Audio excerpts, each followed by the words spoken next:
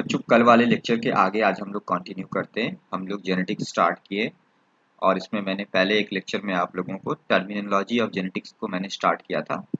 मैं आनुवंशिकी की शब्दावलियों को बता रहा था, मतलब कि जेनेटिक्स में कौन कौन से ऐसे शब्द या टर्म होते हैं जो बार बार आते हैं। तो हम लोगों को पहले उन सब शब्दों को, उन सब जितने भी टर्म्स होते हैं उनका मतलब समझ लेना चाहिए, वो होते क्या है, ताकि आगे जब हम लोग जेनेटिक्स में आगे पढ़ेंगे कई सारे टॉपिक्स तो वहाँ पर हमें फिर कोई कंफ्यूजन ना हो। तो लास्ट लेक्चर में मैंने आपको टर्मिनोलॉजी ऑफ जेनेटिक्स में सबसे पहले मैंने आपको बताया था कि फैक्टर क्या होते हैं, फिर मैंने आपको एलील या एलिलोमार्फ के बारे में बताया था। उसी के आगे से आज हम लोग पढ़ेंगे और आप यहाँ पे देख रहे हैं लिखा हुआ है बोर्ड पे होमोजाइगस कंडीशन और एक और लिखा हुआ है हेटेरोजाइगस कंडीशन। दोनों होती क्या है? तो होमोजाइगस कंडीशन क्या होता है बेटा? होमोजाइगस कंडीशन का मतलब क्या होता है कि सिमिलर एलील का जोड़ा, मतलब ऐसे कह सकते हैं a pair of similar allele. Pair of similar allele का मतलब क्या होता है? मतलब ऐसे हिंदी में लिख सकते हैं समान, और एलील की हिंदी मैंने बताई थी आप लोग को कल, समान युग्म विकल्पी एलील को बोलते थे ना। पेयर का मतलब होता है जोड़ा, समान युग्म विकल्पी का जोड़ा। मतलब ये कि होमोजाइगस कंडीशन हम तब कहेंगे जब आपका जो एलील होगा, कल मैंने एलील पढ़ाया था ना, जो आपका एलील होगा वो कैसा होगा? समान होगा। समान मतलब क्या जी?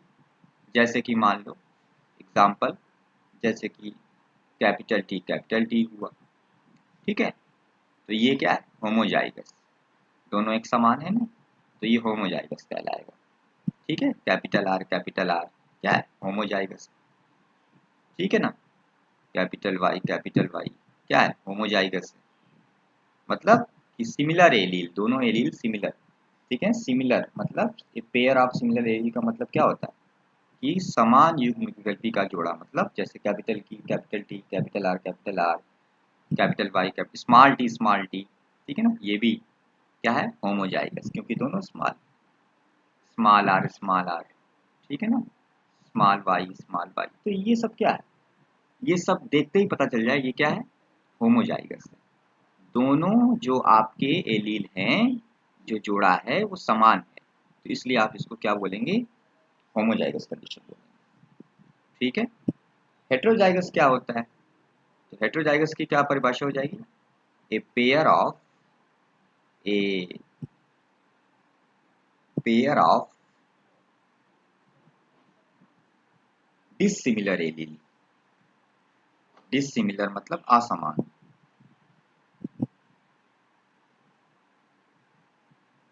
एलील मतलब कि असमान युग्म विकल्पी का जोड़ा। जब आपको कहीं असमान युग्म विकल्पी यानी कि डिसिमिलर एलील दिखाई दे,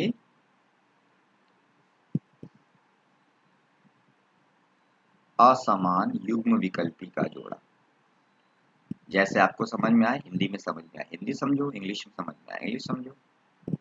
एग्जाम्पल सबको समझ में आएगा, एग्जाम्पल से समझो। ठीक है ना, जैसे एग्जाम्पल हेटेरोजाइगस की कंडीशन क्या हो जाएगी? जैसे कैपिटल टी स्मॉल टी क्या है? असमान है, डिसिमिलर एलील है। तो डिसिमिलर एलील का जोड़ा है ना, असमान। बिल्कुल सही है, ये डिसिमिलर एलील हो गया कैपिटल टी स्मॉल टी।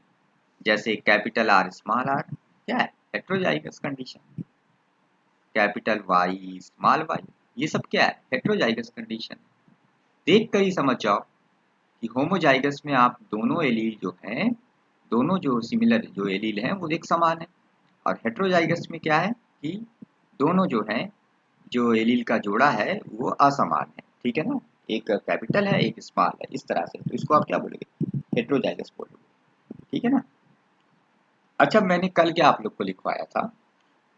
अगर आप लोग ध्यान दिए होंगे तो कल मैंने आप लोग को जो एलील की परिभाषा लिखवाई थी वो ये लिखवाई थी कि एलील हम उसको कहते हैं जो समान जीन का विकल्पी स्वरूप होता है। समान जीन का विकल्पी स्वरूप, या मैंने लिखवाया था कि एलील जीन का वह जोड़ा है जो किसी भी पर्यासी विशेषक को क्या करता है, कोड करता है। मतलब कि देखो एलील जो होता है ना, वो समान भी हो सकता है और असमान भी हो सकता है। मतलब ये जो दोनों कंडीशन लिखी हुई है, होमोजाइगस और हेटेरोजाइगस, दोनों कंडीशन को एलील कहते हैं। मतलब इसको लिखो यहाँ पे कि एलील एलील क्या होता है, समान भी हो सकते हैं। समान मतलब जैसे कैपिटल टी ऐसा भी हो सकता है, ऐसा जोड़ा भी हो सकता है।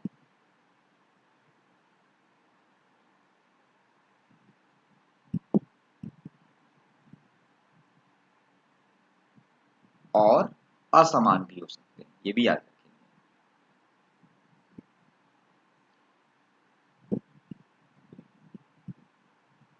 और असमान भी हो सकते हैं।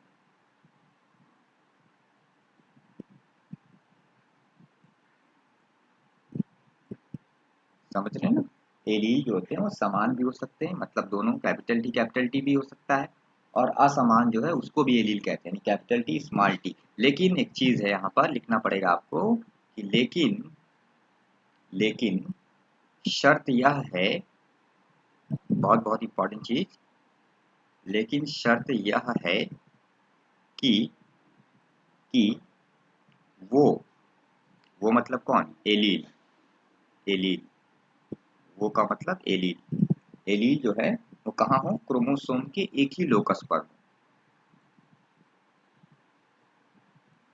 क्रोमोसोम यानी गुणसूत्र के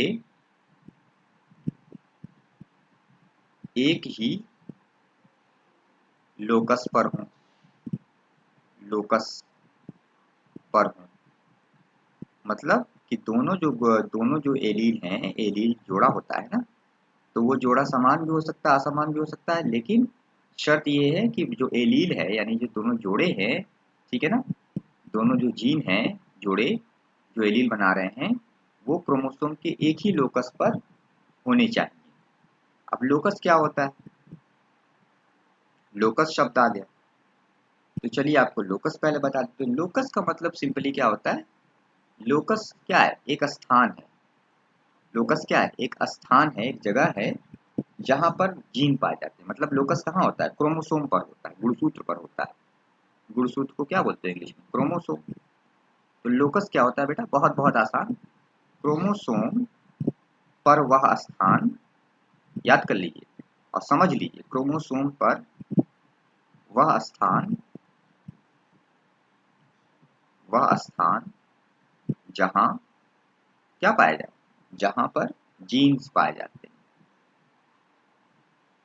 समझ रहे हैं, क्रोमोसोम्स पर, क्रोमोसोम पर, गुणसूत्र पर वह स्थान जहां पर क्या पाया जाता है, गुणसूत्र पर ही तो जीन पाया जाता है, जहां पर जीन्स पाए जाते हैं, उसी को आप क्या बोलते हो, उसी को आप बोलते हो लोकस। उस जगह को क्या बोलते हो, लोकस बोलते हो। तो गुणसूत्र पर वह स्थान जहां पर क्या पाया जाता है, जीन पाया जाता है, उसी जगह को आपने क्या नाम दे दिया, लोकस नाम दे दिया। ये तो याद हो जाएगा ना, ये तो बहुत आसान है। तो लोकस समझ में आ गया, क्रोमोसोम पर वह स्थान जहां पर जीन पाया जाता है, गुणसूत्र पर वह स्थान जहां पर जीन पाया जाता है, उसी स्थान को आप क्या बोलते हो, लोकस कहते हो। उसी जगह को आप क्या बोलते हो, नाम देते हो क्या, लोकस, और कुछ नहीं। चलिए इतना तो हो गया। तो मैंने आपको होमोजाइगस कंडीशन और हेटेरोजाइगस कंडीशन बताई। सिमिलर एलील के जोड़े को होमोजाइगस कंडीशन कहेंगे, डिसिमिलर एलील के जोड़े को हेटेरोजाइगस कंडीशन कहेंगे। आप इसको एग्जांपल से समझिए, जब कैपिटल टी कहीं लिखा है तो इसका मतलब ये समान है, या स्मॉल टी लिखा है तो भी ये समान है, तो वो होमोजाइगस कंडीशन कहलाएगा। और जब एक बड़ा एक छोटा कैपिटल टी स्मॉल टी ऐसे कहीं लिखा हुआ है, या कैपिटल आर स्मॉल आर लिखा हुआ है, तो ये हेटेरोजाइगस कहलाएगा। ठीक है ना, तो एलील समान भी होते हैं, असमान भी होते हैं, लेकिन शर्त ये है कि एलील जो है वो गुणसूत्र के एक ही लोकस पर होने चाहिए। लोकस क्या है, लोकस क्रोमोसोम पर वह स्थान है जहां पर जीन पाए जाते हैं। ठीक है, चलिए ये भी एक शब्दावली थी जो मैंने आपको बताई, होमोजाइगस कंडीशन और हेटेरोजाइगस कंडीशन। ठीक है, आगे बढ़ते हैं शब्दावली में। और एक बहुत ही महत्वपूर्ण शब्दावली आपको पता होनी चाहिए, that is genotype and phenotype. Genotype and phenotype.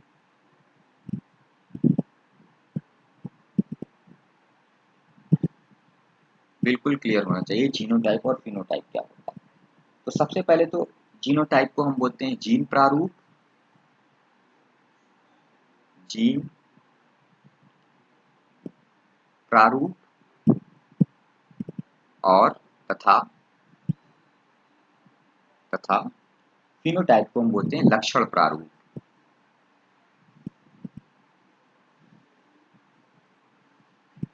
कई नाम हैं इसके, हिंदी में आते हैं। तो एक तो आपका हो गया जीन प्रारूप और दूसरा आपका हो गया क्या, लक्षण प्रारूप, जीनोटाइप एंड फिनोटाइप। बेटा अगर जीनोटाइप और फिनोटाइप की बात करें तो ये शब्द जो है ये किसने दिया था, तो सबसे पहले ये जानो ये दोनों शब्द किसने दिए थे। तो ये दोनों शब्द जो है जॉनसन ने दिया था। किसने, जॉनसन। तो ये दोनों शब्द यानी जीनोटाइप और फिनोटाइप, इसको किसने दिया था, इसको दिया था जॉनसन ने। Given by Johnson, JOHANSON, Johnson. याद रहेगा, याद रखिएगा अगर याद रखना। जीनोटाइप फिनोटाइप इनके बारे में किसने बताया, जॉनसन ने बताया। तो सबसे पहले जीनोटाइप देखते, क्या परिभाषा हो जाएगी, कैसे समझेंगे।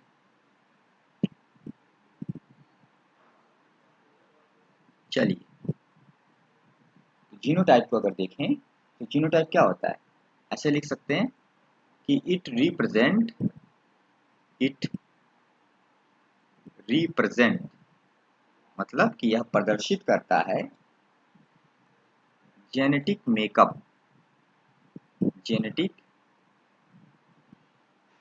Makeup genetic makeup of organism. It represent genetic makeup of organism. ठीक है ना, मतलब कि यह क्या करता है, या किसी भी जीवधारी की जो आनुवंशिक जेनेटिक मेकअप मतलब जो उसका आनुवंशिक रचना होती है, जीन होता है, उसको प्रदर्शित करता है। मतलब कैसे, जैसे कि हम बोले, जैसे कि एक एग्जांपल, जैसे मैंने लिखा कैपिटल टी स्मॉल टी, तो ये क्या है, ये जीनोटाइप है। कैपिटल टी स्मॉल टी क्या है, genotype. Capital R small R क्या है, जीनोटाइप। समझ रहे हैं, कैपिटल वाई स्मॉल वाई क्या है, जीनोटाइप। कैपिटल टी ये भी क्या है, जीनोटाइप है। मतलब ये जो लिखा है ये जीनोटाइप, इसी को जीनोटाइप बोलो। जीनोटाइप जीन के बारे में बताता है। ठीक है ना, कैपिटल टी स्मॉल टी हो गया, या कैपिटल और कुछ भी इस तरह से, कैपिटल टी हो गया, स्मॉल टी हो गया। समझ रहे हैं ना, स्मॉल टी हो गया। ठीक, कैपिटल आर हो गया। इन सबको ध्यान से देखिए मैं क्या बोल रहा हूँ, स्मॉल आर हो गया। ठीक है, कैपिटल वाई हो गया, स्मॉल वाई हो गया। तो बेटा ये सब क्या है, ये सब जो है जो लिख रहे हैं ये जीनोटाइप है। ये सब क्या है, ये सब जीनोटाइप के उदाहरण है। ऐसे जीनोटाइप को ऐसे ही लिखा जाता है, जैसे यहाँ पे लिख रहे हैं ना, यही जीनोटाइप है। ठीक है ना, ये जीनोटाइप है। अभी आप देखना, तो जीनोटाइप में मेनली क्या मतलब बात क्या हुई, यहाँ पर मुख्य बात क्या है कि जीनोटाइप पे क्या करते हैं, जीन को ध्यान में रखते हैं। यहाँ पर किसको कंसीडर किया जाएगा, यहाँ पर जीन को कंसीडर किया जाएगा, जीन को कंसीडर करेंगे, जीन का अध्ययन करेंगे, जीन को कंसीडर करते हैं। कंसीडर मतलब ध्यान देते हैं, जीन के बारे में ध्यान देते हैं, जीन को कंसीडर करते हैं, जीन को कंसीडर करते हैं। समझ रहे ना। अच्छा आगे देखिए, अभी और क्लियर होगा। आप देखिए फिनोटाइप क्या होता है।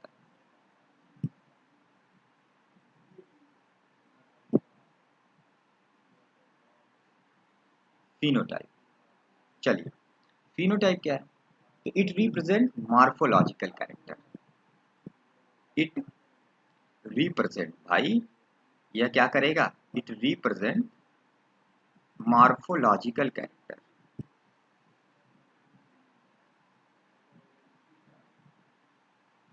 मॉर्फोलॉजिकल कैरेक्टर मतलब मॉर्फोलॉजिकल कैरेक्टर। ठीक है ना, characters of organism, of organism.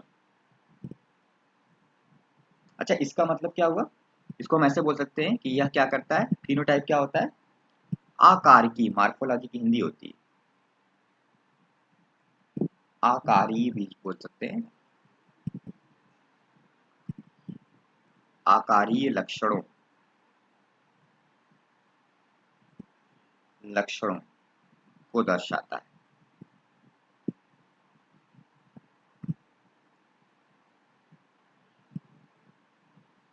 समझ रहे? आकारी लक्षणों को दर्शाता है, या हम इसको ऐसे भी कह सकते हैं, अथवा करके लिखें, ओ आर आर करके, कि इट रिप्रेजेंट,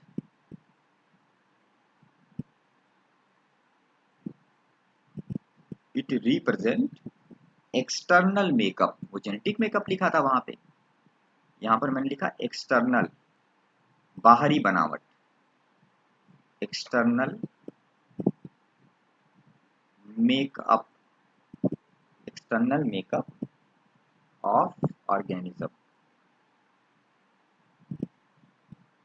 ठीक है, एक्सटर्नल मेकअप ऑफ ऑर्गेनिज्म। जैसे, जैसे उदाहरण, जैसे मैंने, जैसे कहीं पर लिखा हुआ है टॉल, जैसे कहीं पर लिखा हुआ है क्या, एग्जाम्पल जैसे मैं बोल रहा हूँ, लिखा है टॉल, टॉल लिखा है ना, टॉल, टॉल क्या लिखा है, टॉल जो लिखा है ये फिनोटाइप है, टॉल मतलब लंबा, ठीक है ना। तो जो आप देखते हो ना कि कोई, जैसे मान लो मटर के प्लांट को देखा, तो मटर का प्लांट आपको कैसा दिखाई दे रहा है, खेत में लंबा दिखाई दे रहा है या बौना दिखाई दे रहा है, यही तो दिखाई दे, आपको उसके जीन नहीं दिखाई दे रहे हैं ना, आपको तो ये दिखाई देगा कि वो लंबा है या छोटा है, या उसका, उसकी उसकी जो बाह्य रचना है, बाह्य बनावट है, वो आपको दिखाई, बाहरी बनावट दिखाई देती है, मार्फोलॉजिकल कैरेक्टर आप देखते हो, मार्फोलॉजिकल कैरेक्टर आपको यही दिखाई देता है, आपको जीन थोड़ी नहीं दिखाई देता है बाहर से, है ना। तो कहीं टॉल लिखा है या ड्वार्फ लिखा है, ये शब्द देख रहे हो ना, ये शब्द ही अपने आप में फिनोटाइप है। ड्वार्फ लिखा है, राउंड लिखा है, गोल लिखा है, समझ रहे हो, लंबा बौना गोल, रिंकल लिखा है, झुर्रीदार, तो ऐसे कहीं लिखा है ना, तो दिस इज क्या, दिस इज फिनोटाइप, इसको हम फिनोटाइप कहते हैं। फिनोटाइप जो होता है, लक्षण प्रारूप, लक्षण प्रारूप जो होता है वो किसी भी जीवधारी की बाहरी संरचना को दर्शाता है।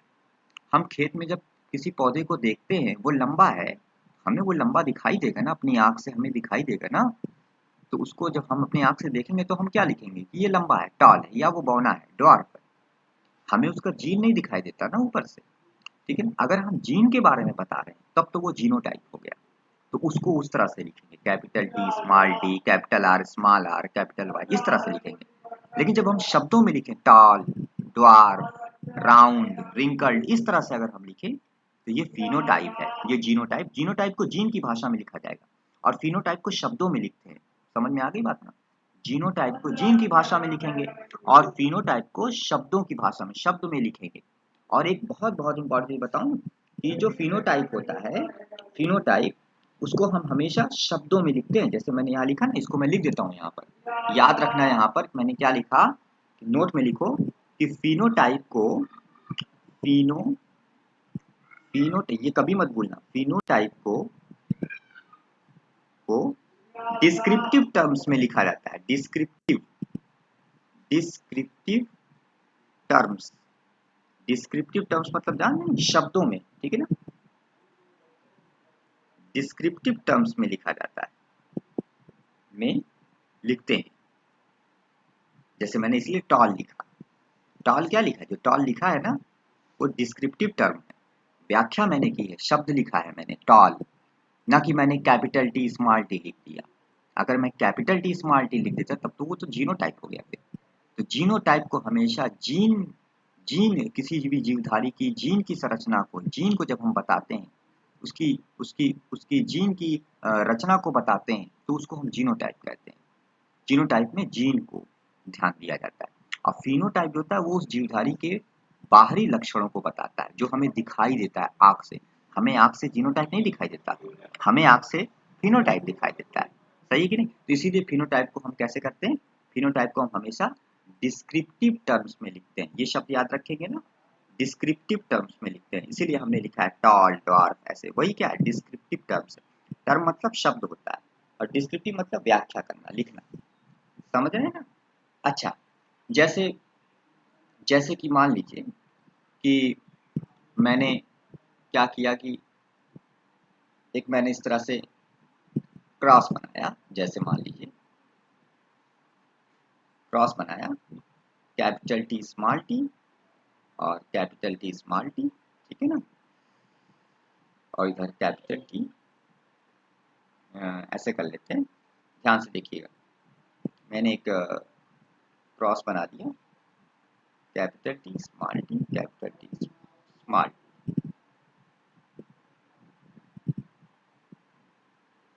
ठीक है। तो अब आप देखो यहाँ पे मैंने क्या किया, यहाँ पे मैंने लिखा कैपिटल टी इन दोनों को कराया, फिर कैपिटल टी स्मॉल टी, अभी अभी आगे आएगा capital T small T small T small T. तो ये देख रहे हो ना, ये कैपिटल टी जो लिखा है ये क्या है, ये इसका जीनोटाइप लिखा है मैंने। ये सब यहाँ पर कोई डिस्क्रिप्टिव टर्म नहीं है ना, कैपिटल टी या capital T small T, capital T small T जो भी आया हुआ है। तो देखो अगर इसमें ध्यान दो तो जानते हो, अभी आगे तुम लोग देखोगे तो तुम लोग को पता चलेगा कि कैपिटल टी का मतलब लंबा होता है, वो खेत में लंबा दिखता है। कैपिटल टी स्मॉल टी का भी मतलब लंबा होता है, और कैपिटल टी स्मॉल टी का मतलब लंबा, और स्मॉल टी का मतलब होता है बौना। अभी आगे सब समझ में आएगा, अभी परेशान मत होना, बस मैं यहाँ ये बता रहा हूँ कि यहाँ पर देखो, अगर यहाँ पर तुम फिनोटाइप देखोगे, फिनोटाइप फिनोटाइप रेशियो देखोगे, फिनोटाइप अनुपात, तो वो तुम्हारा क्या आएगा, इसमें से ध्यान से देखो। तो मैंने बोला ना, ये भी लंबा है, ये भी लंबा है, खेत में तुमको ये तीनों लंबे दिखाई देंगे, ये तीनों क्या दिखाई देंगे, लंबे दिखाई देंगे, तीनों क्या दिखाई देंगे, लंबे दिखाई देंगे। और एक तुमको क्या दिखाई देगा, एक तुमको बौना दिखाई देगा, स्मॉल टी वाला, ये बौना है।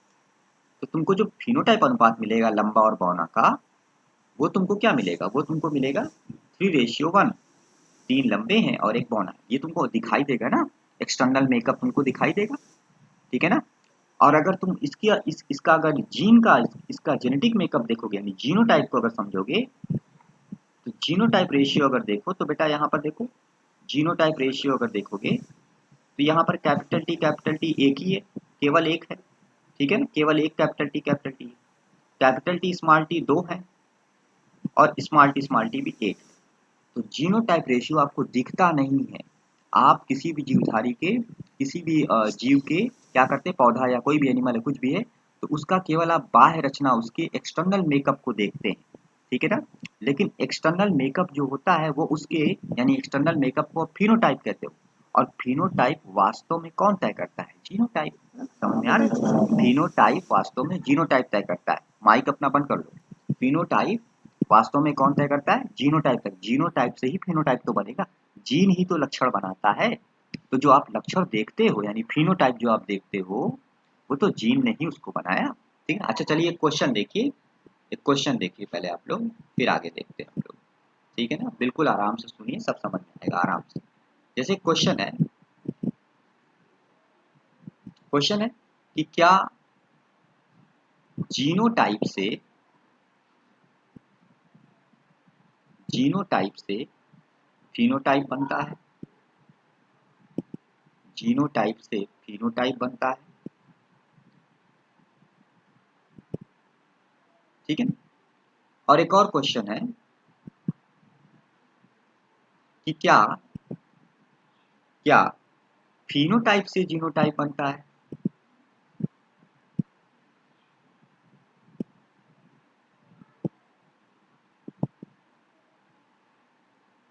ठीक है। तो ये आपके दो क्वेश्चन। अब आप देखें कि क्या जीनोटाइप से फिनोटाइप बनता है, तो जीनोटाइप से फिनोटाइप, ठीक है ना।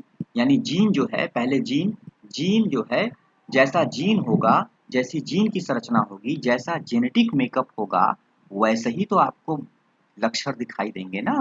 तो जीनोटाइप से फिनोटाइप बनता है कि नहीं बनता है, बताइए, जीनोटाइप से फिनोटाइप बनेगा, ठीक है ना। तो बिल्कुल जीनोटाइप से फिनोटाइप बनता है, यस। क्या फिनोटाइप से जीनोटाइप बनता है, नहीं। फिनोटाइप से जीनोटाइप कैसे बनता है, ठीक है। जीन पहले जीन तय करता है ना कि क्या लक्षण होगा, कि लक्षण जो होते हैं उससे फिर जीन तय होता है, नहीं। फिनोटाइप से जीनोटाइप उल्टा थोड़ी ना होगा, फिनोटाइप से जीनोटाइप नहीं बनेगा, समझिए इस बात को। क्या फिनोटाइप से जीनोटाइप बनता है, तो इसका आंसर क्या हो जाएगा, नहीं बनता है, ठीक है ना, नो। समझे? हमेशा जीनोटाइप फिनोटाइप को डिसाइड करता है। जीनोटाइप, जीन जो है आगे चलकर लक्षणों को, जो भी एक्सटर्नल जो जेनेटिक मेकअप होगा वो आगे चलकर मॉर्फोलॉजिकल मेकअप, एक्सटर्नल मेकअप बनाएगा जीवधारी का। जीवधारी का जो जेनेटिक मेकअप होगा वही आगे चलकर उसके बाह्य लक्षणों को जो आप देख पाओगे, जिसको आप डिस्क्रिप्टिव टर्म में लिखोगे फिनोटाइप, वो तय करेगा। जीनोटाइप तय करेगा फिनोटाइप, लेकिन कभी फिनोटाइप जीनोटाइप नहीं तय करता, ऐसा थोड़ी ना होता है। समझ में आ गई बात ना इसको? यानी अच्छा, एक बहुत बहुत अच्छी चीज मैं आपको बताऊं कि फिनोटाइप फिनोटाइप समझ रहे ना? Phenotype is equal to genotype genotype into environmental interaction. याद रखिएगा, बहुत इंपॉर्टेंट चीज है, कंपटीशन एग्जाम में काम आ जाएगी। इन्वायरमेंटल इंटरेक्शन इंटरेक्शन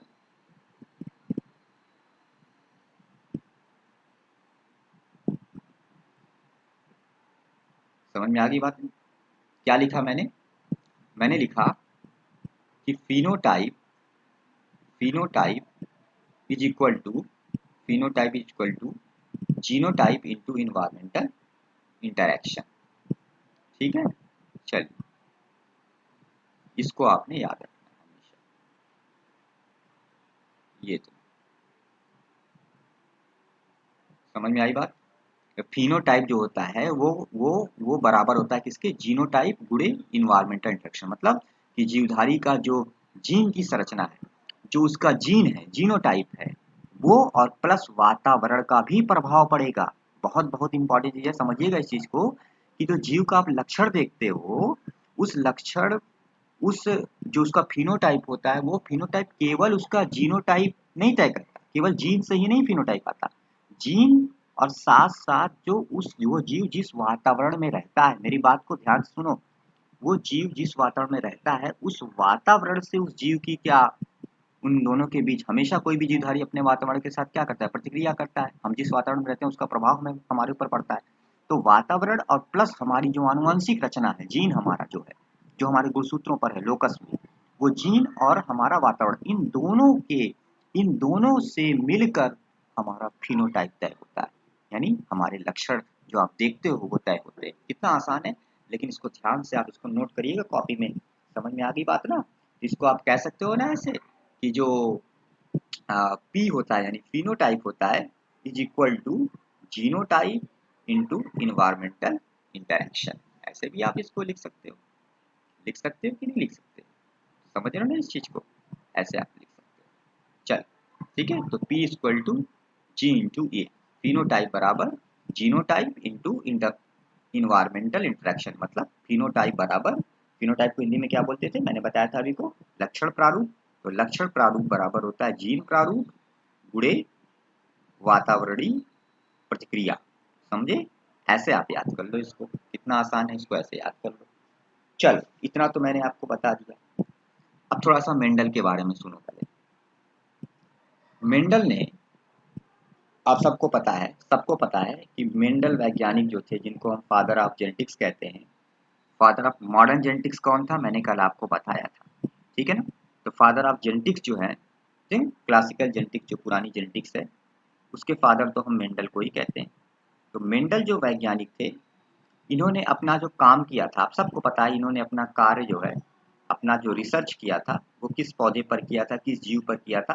तो आप सबको पता है इन्होंने जो है गार्डन पी को लिया था। किसको लिया था? गार्डन पी, उद्यान मटर को लिया था, जिसको बोलते हैं Pisum sativum, Pisum sativum, Pisum sativum भी बोलते हैं, ठीक है ना? तो ये इनकी क्या थी, ये इनका प्लांट था जिस पर इन्होंने क्या किया था, अपना काम किया था। मेंडल ने जो अपनी खोज की थी, आनुवंशिकता संबंधी जो नियम बनाए थे, वो सिद्धांत बनाए थे, वो उन्होंने किस पौधे पर रिसर्च करके बनाए थे? Pisum sativum. ठीक है, ये याद हो गया? ये तो पता है पहले से, पाइसम सैटिवम उद्यान मटर पे। अच्छा, उन्होंने क्या देखा था? उन्होंने इस मटर में, पाइसम सैटिवम में,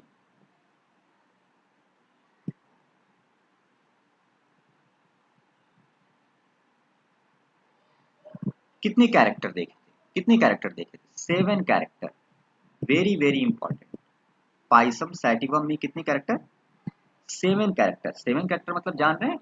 7 कैरेक्टर को आप ऐसे भी लिख सकते हैं ना, इसको आप ब्रैकेट में लिख सकते हैं ना कि 7 पेयर ऑफ कॉन्ट्रास्टिंग कैरेक्टर। इसका मतलब समझ में आया? 7 पेयर ऑफ कॉन्ट्रास्टिंग। कल वाले लेक्चर में पढ़ाए थे, आपने रिवाइज किया होगा तो समझ में आया होगा। 7 पेयर ऑफ कॉन्ट्रास्टिंग विपर्यासी लक्षण, 7 जोड़ी विपर्यासी लक्षण। 7 जोड़ी विपर्यासी लक्षण बोलो चाहे 7 कैरेक्टर बोलो, स्पष्ट मैंने कर दिया इसीलिए 7 जोड़ी विपर्यासी लक्षण। समझ रहे हो ना? 7 पेयर ऑफ कॉन्ट्रास्टिंग कैरेक्टर्स। ठीक है ना, कैरेक्टर्स। तो आपको पता है ना कि मेंडल ने पाइसम सैटिवम मनी मटर पर अपना रिसर्च किया था, और मटर में 7 जोड़ी लक्षण यानी कि 7 जोड़ी विपर्यासी लक्षण, 7 पेयर कॉन्ट्रास्टिंग कैरेक्टर पाए जाते हैं। तो मेंडल तो लकी थे, एक तरह से लकी भी थे वो, कि उन्होंने जिस पौधे को लिया उस पौधे पर इतने तरह के कॉन्ट्रास्टिंग कैरेक्टर, इतने तरह के भिन्न भिन्न प्रकार के लक्षण पाए जाते थे। ठीक है ना, इतने प्रकार के भिन्न भिन्न लक्षण पाए जाते थे। ठीक है ना, लंबा, बौना, गोल, झुर्रीदार, ठीक है ना, हरा, पीला। तो ये सब आप जो देखते हो, लाल, सफेद पुष्प का रंग, ठीक है ना, तो ये सब जो आप देखते हो, ये सब क्या है? ये सब 7 पेयर कॉन्ट्रास्टिंग कैरेक्टर्स है, 7 जोड़ी विपर्यासी भी है। एक एक शब्द याद करो, ऐसे एग्जाम में लिख दे, 7 पेयर ऑफ कॉन्ट्रास्टिंग कैरेक्टर्स। कौन कौन से थे? कौन कौन से थे? जरा सा एक बार उसको भी रिवाइज कर लो ना, सब कुछ पढ़ रहे हो ना शुरू से, सब कुछ देखो।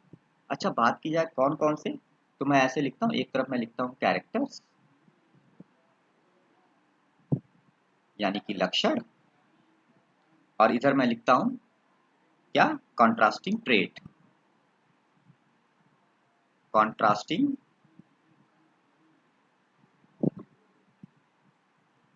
ट्रेट, विपर्यासी लक्षण जो होते हैं, कॉन्ट्रास्टिंग ट्रेट। आपको पता है ना, ये दो प्रकार के होते हैं, कॉन्ट्रास्टिंग ट्रेट दो प्रकार के होते हैं। एक आपका होता है डोमिनेंट,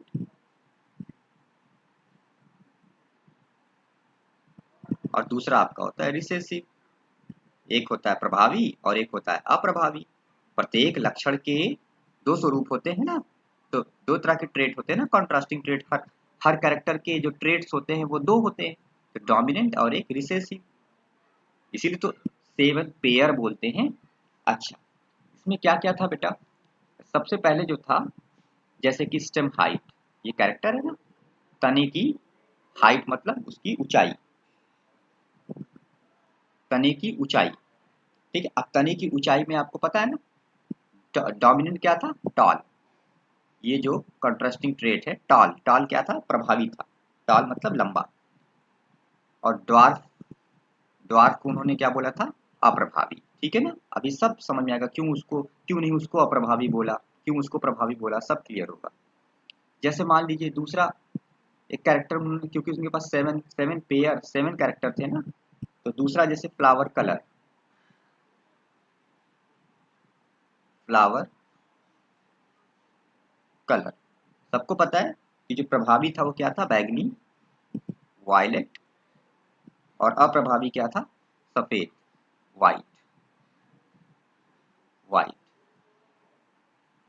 तीसरा कैरेक्टर्स क्या था? जैसे फ्लावर पोजीशन, पुष्प की स्थिति, पुष्प की स्थिति, फ्लावर पोजीशन।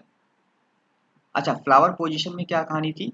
डोमिनेंट में उन्होंने रखा था एक्सियल, एक्सियल यानी कक्षस्थ, कक्षस्थ, कक्षस्थ, और दूसरा था टर्मिनल, रिसेसिव में था टर्मिनल, टर्मिनल जो शीर्ष पे पाया जाता है, टर्मिनल जिसको शीर्षस्थ या अंतस्थ भी कहते हैं। क्या बोलते हैं? शीर्षस्थ या फिर अंतस्थ भी कहते हैं, दोनों कहते हैं, शीर्षस्थ और अंतस्थ। ठीक है, तो ये भी था। अगला जो था character, that is seed colour, seed colour. Seed colour में डोमिनेंट जो ट्रेट था, जो भी प्रयासी लक्षण डोमिनेंट था, वो आपका था येलो, पीला, पीला, और यहाँ पर आपका था ग्रीन, ग्रीन यानी कि हरा।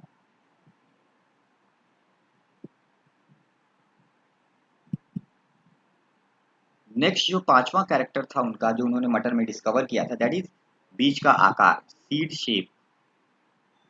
Seed shape. और उसमें जो उन्होंने देखे थे ट्रेड्स, डोमिनेंट और रिसेसिव, वो क्या देखे थे? एक तो देखा था राउंड, गोलाकार, गोल बीज, वो उसका प्रभावी था, प्रभावी लक्षण था, प्रभावी ट्रेड था, प्रभावी स्वरूप था। और दूसरा जो था उसको आप क्या बोलते थे?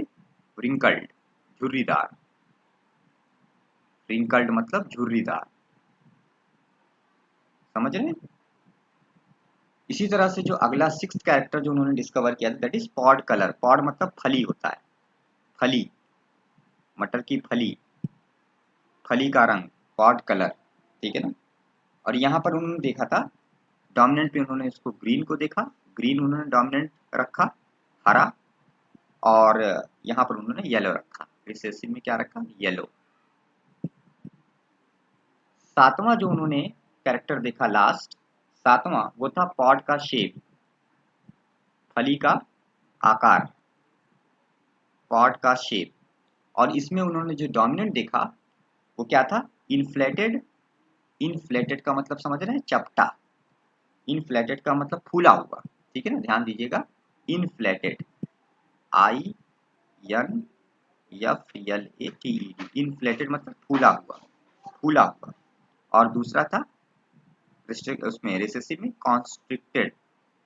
कॉन्स्ट्रिक्टेड मतलब संकुचित, संकुचित, सिकुड़ा हुआ, कॉन्स्ट्रिक्टेड। अब आप ये देखिए कि मैंने अभी आपको बताया कि मेंडल ने अपना काम पाइसम सैटिवम पे किया, मटर पर उन्होंने अपना प्रयोग किया। कौन मटर थी? पाइसम सैटिवम, याद रखिएगा, पाइसम सैटिवम पे उन्होंने किया था, ठीक है ना। अब उन्होंने उस पे पाइसम सैटिवम में उन्होंने 7 कैरेक्टर, 7 कैरेक्टर या 7 जोड़ी कंट्रास्टिंग ट्रेट पाए थे। कितने ट्रेट पाए थे? कितने ट्रेट उनको मिले थे?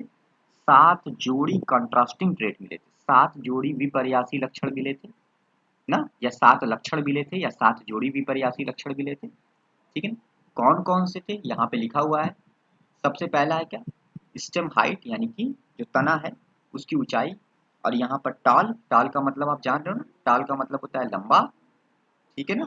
और ड्वार्फ का मतलब होता है बौना। तो उसके जो विपर्यासी स्वरूप उनको मिले, जो ट्रेड मिले, एक मिला, एक ट्रेड जो डोमिनेंट ट्रेड था वो लंबा, और रिसेसिव ट्रेड उन्होंने क्या बोला?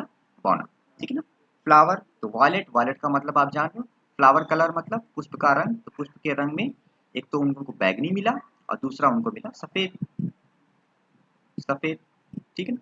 फ्लावर पोजीशन यानी पुष्प की स्थिति, तो एक तो एक्सियल थी, एक्सियल का मतलब होता है कक्षस्थ, कक्षस्थ, ठीक है ना। और दूसरी टर्मिनल थी, टर्मिनल को आप शीर्षस्थ या अंतस्थ कहते हो, अंतस्थ, समझ रहे हैं।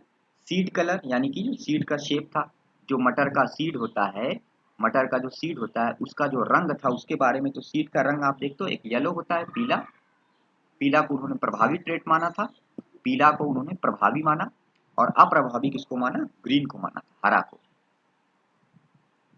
समझ रहे हैं ना। सीड का शेप यानी बीज का आकार कैसा होता है? तो एक तो गोल होता है, प्रभावी में उन्होंने गोल माना, और अप्रभावी में उन्होंने किसको माना? झुर्रीदार को माना, झुर्रीदार, रिंकल्ड, यानी कि झुर्रीदार। पॉट का कलर यानी फली का रंग, फली का रंग अगर देखा जाए तो फली का रंग एक तो हरा था और दूसरा क्या था? अप्रभावी ट्रेट कौन सा था? अप्रभावी ट्रेट उन्होंने माना था किसको? पीला, पीला रंग फली का जब आता है तो उसको अप्रभावी बोलते हैं। पॉड शेप, फली का रूप या फली का आकार, तो फली का आकार जो होता है वो इनफ्लेटेड, इनफ्लेटेड मतलब फूला हुआ, फूली हुई फली, फूला हुआ। और कॉन्स्ट्रिक्टेड का मतलब होता है संकुचित, संकुचित, सिकुड़ी हुई, समझ रहे हैं बेटा? तो ये आपको समझना है कि जो कैरेक्टर्स होते हैं वो, कैरेक्टर्स जो होते हैं उन कैरेक्टर्स के ट्रेड्स होते हैं, हर कैरेक्टर के 2 कॉन्ट्रास्टिंग ट्रेड होते हैं। इंग्लिश में अच्छे से समझ में आएगा, हर कैरेक्टर के 2 कॉन्ट्रास्टिंग ट्रेड होते हैं, एक आपका डोमिनेंट होता है और एक आपका रिसेसिव होता है, समझ रहे हैं ना। एक डोमिनेंट होता है और एक क्या होता है? रिसेसिव होता है। 2 ट्रेड होते हैं, डोमिनेंट और एक रिसेसिव, ठीक है। अब डोमिनेंट और रिसेसिव कौन कौन सा है वो यहाँ पे मैंने लिख दिया, आप लोग को समझ में आ रहा होगा, ठीक है। तो इसको आप लोग ध्यान से देखो पहले, ठीक है। अब आपको पता है कि मटर जो एक बहुत बहुत ही इम्पोर्टेंट चीज़ मैं आपको बताने जा रहा हूँ, ध्यान से देखिएगा। यहाँ पर बहुत सारे बच्चे कंफ्यूज होते हैं, बहुत सारे बच्चे, किसी को पता नहीं होता जल्दी। देखो मटर जो प्लांट है ना, पाइसम सैटिवम, उसके अंदर गुणसूत्र जो होते हैं द्विगुणित कोशिका में, वो होते हैं 14। याद रहेगा। मटर के अंदर क्रोमोसोम कितने होते हैं? 2n बराबर 14, यानी मटर की द्विगुणित कोशिका में कितने होते हैं? 14, यानी कि n बराबर या अगुणित कोशिका में कितने हो जाएंगे? 7। अगुणित कोशिका में कितने हो जाएंगे? 7 हो जाएंगे ना। द्विगुणित का आधा होगा ना अगुणित में। तो मटर की जो द्विगुणित कोशिका होती है उसमें 2n बराबर 14 क्रोमोसोम, मत भूलिएगा, ठीक है ना। 14 क्रोमोसोम, यानी मटर के अंदर कुल जो है, कुल 14 क्रोमोसोम, 14 गुण यानी 7 जोड़ी गुणसूत्र पाए जाते हैं मटर के अंदर। देखिए ध्यान दीजिएगा, 7 जोड़ी गुणसूत्र होते हैं। और अभी मैंने आपको बताया कि 7 लक्षण होते हैं या 7 जोड़ी विपर्यासी लक्षण होते हैं, ठीक है ना। और देखिए 7 जोड़ी विपर्यासी लक्षण भी हैं और मटर के पौधे में 7 जोड़ी गुणसूत्र भी होता है। दोनों अलग चीज है, लेकिन दोनों को एक में मिला देते हैं बच्चे, तो ये ध्यान रखो। अब लेकिन ध्यान दो कि जो 7 जोड़ी जो लक्षण या जो 7 लक्षण है मटर में, 7 लक्षण अभी जो मैंने आपको बताया, वे लक्षण सभी गुणसूत्रों पे नहीं होते। मतलब मेरे कहने का मतलब ये है कि ऐसा नहीं कि मटर में 7 जोड़ी गुणसूत्र हैं तो हर गुणसूत्र में एक एक लक्षण आता है, हर गुणसूत्र पर जो जीन है वो एक एक लक्षण या हर लक्षण का जीन हर एक गुणसूत्र पर है, ऐसा नहीं है। ध्यान से देखिए, जो ये 7 लक्षण होते हैं ना, बहुत मैं इंपॉर्टेंट में बता रहा हूँ, ये 7 लक्षण जो अभी मैंने आपको दिखाया, जिनको मेंडल ने खोजा मटर में, वे 7 लक्षण केवल केवल कौन कौन से क्रोमोसोम पर होते हैं? कौन कौन से क्रोमोसोम द्वारा, कौन कौन से क्रोमोसोम पर उन लक्षणों को प्रदर्शित किया जाता है? तो क्रोमोसोम पेयर नंबर समझ रहे हैं, क्रोमोसोम की जोड़ी संख्या कितनी कितनी? एक, जोड़ी संख्या 1, उसके बाद 4, उसके बाद 5 और उसके बाद 7। बस एक, मतलब जोड़ी संख्या 1 पेयर नंबर 1 क्रोमोसोम का, फिर पेयर नंबर 2 3 पे नहीं पाया जाता कोई लक्षण, फिर पेयर नंबर 4, उसके बाद पेयर नंबर 5, उसके बाद पेयर नंबर 6 पे नहीं पाया जाता, पेयर नंबर 7। यानी कुल केवल 4 जोड़ी गुणसूत्र, 4 जोड़ी हैं गुणसूत्रों की, जिस पर टोटल 7 लक्षण या 7 जोड़ी विपर्यासी लक्षण होते हैं। समझ में आ रही बात है ना। तो याद रखिएगा कि ये सातों लक्षण केवल क्रोमोसोम पेयर नंबर 1, 4, 5 और 7 पर ही पाए जाते हैं। यानी इन लक्षणों को प्रदर्शित करने वाले 7 लक्षण जो हैं, उनको पर्टिकुलर जो जीन है, जो एलील है, जो जीन है, वो सब कहाँ पर है? वो क्रोमोसोम 1, 4 और 5 और 7 पे केवल है। बाकी क्रोमोसोम नंबर 2, 3 और 6 पर कोई जीन नहीं पाया जाता। ऐसा कोई नहीं जीन पाया जाता जो इन सातों में से किसी भी एक लक्षण को प्रदर्शित करता हो। मतलब टोटल केवल 4 गुणसूत्र है या 4 जोड़ी गुणसूत्र है। और ठीक है ना, कौन कौन सी जोड़ी है? जोड़ी संख्या 1, 4 और 5 और 7 पर ही जो है केवल ये 7 जोड़ी लक्षणों को प्रदर्शित करने वाले जीन पाए जाते हैं। तो ये याद रखेंगे आप लोग।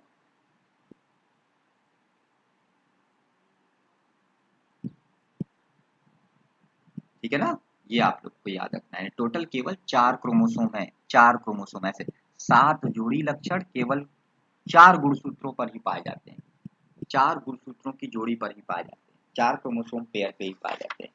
ठीक है ना। जो अभी मैंने बताया कि दूसरा वाला पेयर हो गया, तीसरा वाला पेयर हो गया और सिक्स्थ वाला, छठा वाला पेयर हो गया, ये जो क्रोमोसोम पेयर हैं, दूसरा, तीसरा और छठा, ये जो क्रोमोसोम की जोड़ी है मटर के पौधे में अंदर, इन पर जो है कोई कैरेक्टर नहीं पाया जाता। अब समझ में आ गया होगा। सातों में से कोई भी लक्षण या कैरेक्टर नहीं पाया जाता,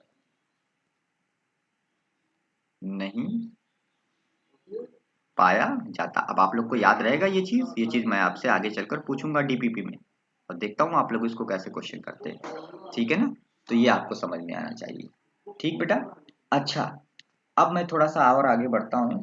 और आप लोगों को मैं थोड़ा सा डोमिनेंट और रिसेसिव फैक्टर के बारे में थोड़ा और डिटेल पढ़ाता हूँ, ठीक है ना। तो अब देखिए आगे आप लोग डोमिनेंट फैक्टर क्या है, ध्यान से देखिएगा। डोमिनेंट फैक्टर समझ रहे हैं ना, प्रभावी कारक, बार बार आ रहा है ना ये डोमिनेंट फैक्टर। देखिए जो डोमिनेंट फैक्टर होता है, मतलब इसका मतलब क्या हुआ कि वह फैक्टर, फैक्टर समझ गए ना, कारक, वह फैक्टर, वह फैक्टर जो, मेंडल ने तो फैक्टर बोला था ना, तो मेंडल ने ही ये सब चीजें बताई थी ना शुरुआत में। तो वह फैक्टर जो F1 पीढ़ी, पहली पीढ़ी F1 पीढ़ी में प्रकट हो जाता है, में प्रकट हो जाता है। तो वह कारक जो F1 पीढ़ी में प्रकट हो जाता है उसको क्या बोलते हैं, डोमिनेंट, प्रभावी कारक बोलते हैं, प्रभावी कारक बोलते हैं। और दूसरा अप्रभावी, रिसेसिव फैक्टर। तो रिसेसिव फैक्टर क्या है, तो रिसेसिव फैक्टर क्या है कि वह फैक्टर, वह फैक्टर, वह फैक्टर जो F1 पीढ़ी में प्रदर्शित नहीं होता, जो, याद करेंगे, याद कर लेंगे, जो F1 पीढ़ी में प्रदर्शित यानी एक्सप्रेस नहीं होता, प्रकट नहीं होता, एक्सप्रेस मतलब प्रकट, प्रकट नहीं होता, नहीं होता, ठीक है ना, नहीं होता, लेकिन लेकिन F2 पीढ़ी में, आप देखिए कितनी अच्छी बात है, कितनी आसानी से समझ में आएगा, लेकिन F2 जनरेशन में, F2 पीढ़ी में क्या हो जाता है, एक्सप्रेस हो जाता है, प्रकट हो जाता है। F2 पीढ़ी में एक्सप्रेस हो जाता है, हो जाता है। तो इसको समझो क्या बोला, और डोमिनेंट फैक्टर क्या है, वो फैक्टर जो F1 पीढ़ी में एक्सप्रेस होता है, जो फैक्टर, जी, जो फैक्टर F1 पीढ़ी में, मेंडल फैक्टर शब्द बोले थे तो इसीलिए फैक्टर यूज करो ना, फैक्टर क्या होता है मैंने पहले बताया आपको, वो फैक्टर जो F1 पीढ़ी में प्रकट हो जाता है उसको क्या बोलते हैं, उसको आप बोलते हो प्रभावी कारक, डोमिनेंट फैक्टर या प्रभावी कारक बोलते हो। ये तो याद हो गया, ये तो समझ में आ गया, यानी जो कारक पहली पीढ़ी में आ जाता है उसको आप क्या बोलते हो, प्रभावी कारक बोलते हो। और जो कारक पहली पीढ़ी में नहीं आता लेकिन दूसरी पीढ़ी में आ जाता है, पहली पीढ़ी में F1 पीढ़ी में एक्सप्रेस नहीं होता, प्रकट नहीं होता, लेकिन दूसरी F2 पीढ़ी जब आएगी तो F2 पीढ़ी में जो है वो प्रकट हो जाएगा, एक्सप्रेस हो जाएगा, तो उस कारक को आप क्या बोलते हो, रिसेसिव फैक्टर बोलते हो। तो ये बस ऐसे याद रखेंगे ना कि डोमिनेंट फैक्टर क्या होता है और रिसेसिव फैक्टर कौन कहाँ पर आता है, ये आपको ध्यान रखना है। F1 पीढ़ी में जो आता है उसको आप क्या बोलते हो, डोमिनेंट बोलते हो, और जो F1 पीढ़ी में नहीं आता है लेकिन F2 पीढ़ी में प्रकट हो जाता है उस कारक को क्या बोलते हो, रिसेसिव फैक्टर बोलते हो ना, एक तरह से लक्षण है ये। समझ में आ गई बात ना। अब जैसे इसको समझना हो तो जैसे मैं एक क्लास बनाऊंगा आप लोगों के लिए समझाने के लिए इसको, तो मान लीजिए मैंने लिया क्या, मैंने लिया कैपिटल टी, ठीक है ना, और इधर से मैंने लिया स्मॉल टी, ये दोनों क्या है, जनक है, पेरेंट, पेरेंट, ये लंबा है, ये टॉल है, ये टॉल है, और ये बौना है, ड्वार्फ, ड्वार्फ, समझे ना। तो ये क्या है, ये पेरेंट्स, जनक, ध्यान से देखिए, पेरेंट्स। यहां से मैंने एक गैमीट बनाया, एक गैमीट बनेगा केवल क्या, कैपिटल टी, क्या गैमीट बनेगा, गैमीट क्या बनेगा, कैपिटल टी बनेगा, समझ रहे हैं, गैमीट क्या बनेगा, कैपिटल टी। और इधर से जो गैमीट बनेगा वो बनेगा स्मॉल टी, ठीक है ना, उधर से कैपिटल टी, इससे स्मॉल, इन दोनों गैमीट के मिलने से क्या बनेगा, पहली पीढ़ी बनेगी कैपिटल टी स्मॉल टी, ये क्या बनी, ये पहली पीढ़ी बनी, यानी कि F1 पीढ़ी, F1 जीनोटाइप क्या आया, कैपिटल टी स्मॉल टी आया, ठीक है ना। इसमें जो कैपिटल टी है ना, कैपिटल टी, ये डोमिनेंट, ये डोमिनेंट फैक्टर है, क्या है, डोमिनेंट फैक्टर है, ये एक्सप्रेस होगा, पहली पीढ़ी में कौन वाला होता है, डोमिनेंट ही तो एक्सप्रेस होता है ना, डोमिनेंट फैक्टर एक्सप्रेस। तो और ये जो स्मॉल टी है ये रिसेसिव है, स्मॉल टी क्या है जी, रिसेसिव फैक्टर है, तो ये एक्सप्रेस होगा? नहीं होगा। तो ये क्या होगा? Not expressed. ये एक्सप्रेस नहीं होगा, ये एक्सप्रेस नहीं होगा। समझ रहे? वो एक्सप्रेस होगा और वो एक्सप्रेस नहीं होगा। ठीक है ना? अभी मान लो F2 जनरेशन बनानी हो तो क्या करेंगे? इसी कैपिटल टी स्मॉल टी को इसी से सेल्फिंग करा देंगे। ठीक है ना? तो अगर हम इसकी सेल्फिंग कराएं, क्या कराएं? सेल्फिंग मतलब खुद से ही क्या करा दें? क्रॉस करा दें। F2 पीढ़ी हमेशा सेल्फिंग से बनाई जाती है। अगर हम सेल्फिंग कराएं तो कैपिटल टी स्मॉल टी, ठीक है ना, कैपिटल टी स्मॉल टी और एक और कैपिटल टी स्मॉल टी, क्योंकि खुद से ही करा रहे हैं। तो इन दोनों के बीच में अगर आपको कराना होगा तो आप ऐसे भी कर सकते हैं। ध्यान से देखिए, कैपिटल टी और फिर इस तरह से capital T small T, capital T small T, small T small T. आया? ये जो आपकी आई, ये कौन सी जनरेशन आई? F2 पीढ़ी आई, F2 पीढ़ी। अब F2 पीढ़ी में आप देखिए तो इसमें आप एक देखिए small T small T, small T small T, ठीक है ना? मैं ये बता रहा हूँ, ये जो स्मॉल टी है, आया ना? तो स्मॉल टी जो होता है ये रिसेसिव है। क्या है? रिसेसिव फैक्टर है, रिसेसिव फैक्टर है, लेकिन ये एक्सप्रेस होगा, ये दिखेगा, बौना दिखेगा आपको। तो रिसेसिव क्या होगा? एक्सप्रेस होगा। मतलब मेरे कहने का बस ये था कि जो मैंने ऊपर आपको लिखा था कि डोमिनेंट फैक्टर वो फैक्टर होता है जो F1 पीढ़ी में क्या होता है? प्रकट होता है। और रिसेसिव फैक्टर वो फैक्टर होता है जो F1 पीढ़ी में तो प्रकट नहीं होता, F1 पीढ़ी में प्रकट नहीं होता, लेकिन F2 पीढ़ी में क्या हो जाता है? प्रकट हो जाता है। तो देखिए यहाँ पर आपको दिख भी रहा है, वो चीज दिख रही होगी आपको। ठीक है ना? तो ये मेरे कहने का मतलब हो गया आपको। ठीक है, आगे आप लोग इसको बहुत समझेंगे, बहुत बार समझेंगे। अभी शुरुआत हुई है तो बिल्कुल घबराना नहीं है, जितना केवल बोल रहे हैं उसको आप ध्यान से देखते जाइए, आपको सब समझ में आता जाएगा। ठीक है ना? चलिए आगे बढ़ते हैं और पढ़ते हैं मोनोहाइब्रिड क्रॉस। एक संकर संकरण क्या है? ये भी एक टर्मिनोलॉजी है, सब अभी मैं आपको टर्मिनोलॉजी ही पढ़ा रहा हूँ।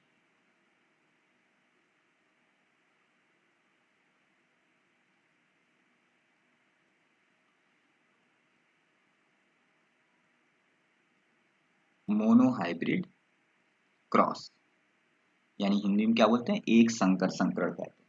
ठीक है ना? एक संकर क्रॉस या एक संकर संकरण।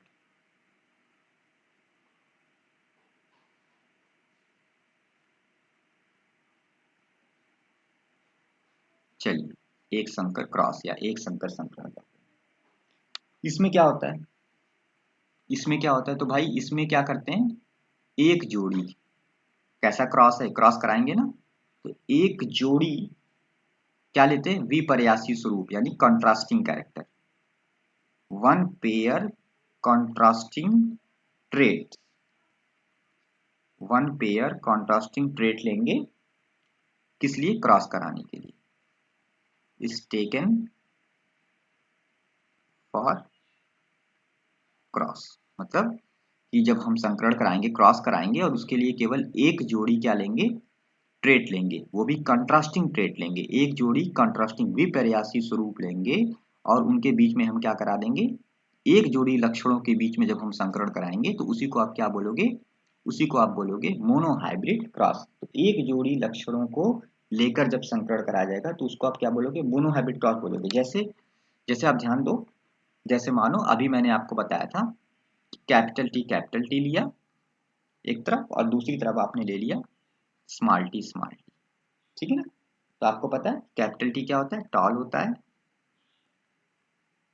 टॉल, और स्मॉल टी का मतलब होता है ड्वार्फ, ड्वार्फ। ठीक है ना? ये क्या है? पेरेंट है ना, जनक है, पेरेंट। ठीक है, दोनों क्या है? पेरेंट। तो अब क्या करना है? पेरेंट से क्या बनाएंगे? गैमीट बनाएंगे। पेरेंट से क्या बनाओगे जी? गैमीट। हमेशा पेरेंट से क्या बनाओगे जी? गैमीट बनाओगे। गैमीट, तो इधर से गैमीट बनाओगे तो ये निकलेगा, और इधर से गैमीट बनाओगे तो ये निकलेगा। ये गैमीट बन गया। इन दोनों गैमीट को क्या कर दोगे? क्रॉस करा दोगे। क्या आ जाएगी? F1 जनरेशन आ जाएगी। कौन सी जनरेशन? F1। क्या बनेगा? कैपिटल टी स्मॉल टी बना। अब कैपिटल टी स्मॉल टी क्या है? कैपिटल टी स्मॉल F1 पीढ़ी है, प्रभावी स्वरूप दिखाई देगा, कैपिटल टी केवल दिखाई देगा, कैपिटल टी एक्सप्रेस होगा, मतलब ये पौधा लंबा बनेगा। अच्छा खैर, अभी देखो आप क्या करेंगे, F2 जनरेशन बनानी है। तो F2 जनरेशन बनाने के लिए क्या करना पड़ेगा? F1 जनरेशन जो बनी है उसको उसी से सेल्फिंग कराना पड़ेगा, मतलब इसी से इसको क्या कराना पड़ेगा? सेल्फिंग। सेल्फिंग सेम उसी उसी के जैसा एक और लेंगे और उससे क्या करा देंगे? उसकी सेल्फिंग करा देंगे इस तरह से। समझ रहे हैं ना? सेल्फिंग कराएंगे, और जब सेल्फिंग कराएंगे तो सेल्फिंग कराएंगे तो फिर आपका F2 जनरेशन आएगी। अच्छा, सेल्फिंग ऐसे भी कराए, अभी एक तरीका मैंने पीछे बताया था, एक तरीका और होता है इस तरह से। आप क्या करें? चेकर बोर्ड बना लें। चेकर बोर्ड कैसे बनता है? चलिए चेकर बोर्ड हम बना देते हैं यहाँ पे आप लोगों के लिए। चलिए ये आपका चेकर बोर्ड बन गया, ठीक है ना? इस तरह से देखा आपने, ये बन गया क्या? Checker board. तो ये क्या बन गया? चेकर बोर्ड बन गया। फिर से बना देते हैं ऐसे।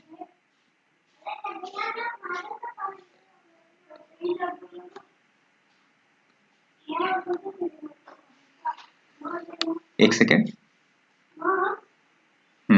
अब देखो ये तुम्हारा क्या बना हुआ है? चेकर बोर्ड बना हुआ है